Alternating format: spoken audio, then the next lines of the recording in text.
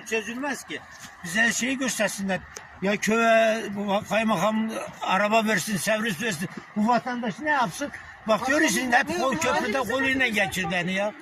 Aslında beton köprü olması gerekiyor. Bu asma köprünün buradan kalkması lazım. Bu asma köprü Projede beton köprüydü. 2 sene yapıyorlar, 3. sene yıkılıyor. Biz buraya beton köprü istiyoruz. Projesi beton köprü buranın. Şu anda Biz bunu rica ediyoruz onlardan. Beton köprü istiyoruz biz. şu anda bunun haricinde bir geçiş yeriniz var mı? Geçiş noktanız var mı? Yok, Hayır. bir yerde yer Tek yok. ulaşım noktanız buydu. Burası aşağıda bir köprü var. Oranın da devlet demir yolları yığmış. Otur başlarda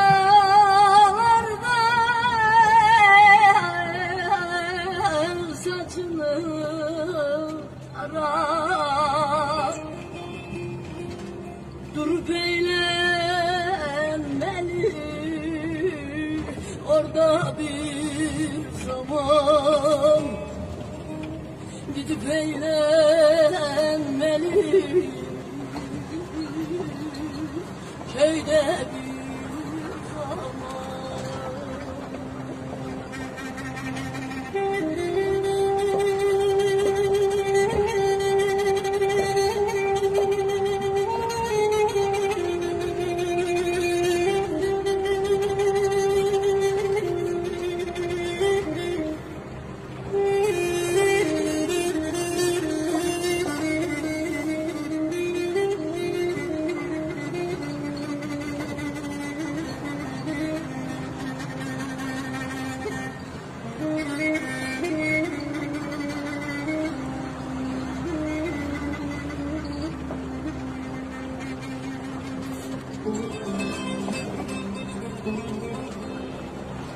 Köse dağıdırlar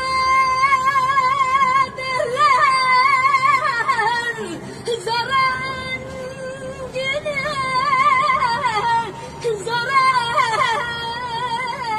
zarengine.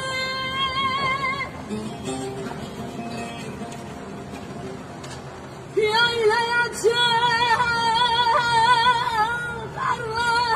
çıkarlar fakir zengini.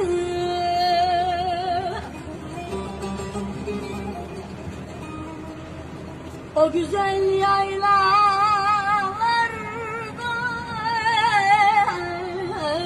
gözet kendini.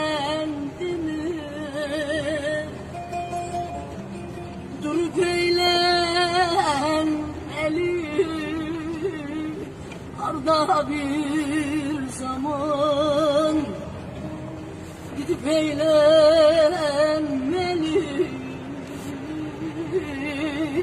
köyde bir zaman.